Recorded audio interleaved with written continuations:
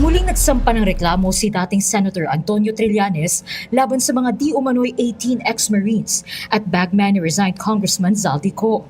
Cyber libel ang inihain niya sa DOJ at damay rin sa kaso ang ilang media host.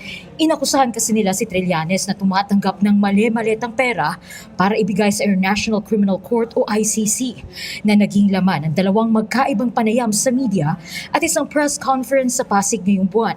Lahat ng minensyon nila about me doon sa kanilang affidavit, doon sa kanilang press con, doon sa kanilang mga subsequent interviews, bawat isang occasion na lumabas sila at nagsalita at nagbigay ng kasinungalingan, lahat ito ay kakasuhan ko. Giit ni Trillanes, pawang kasinungalingan ang mga ibinibintang sa kanya. Doon sa akin talagang it's a lie, di ba? And they know that.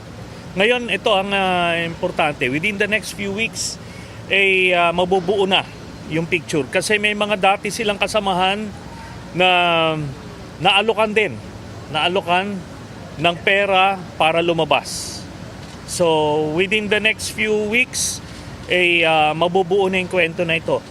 At meron na sa kanilang iba na, na bumibigay na at malapit na magsabi ng totoo.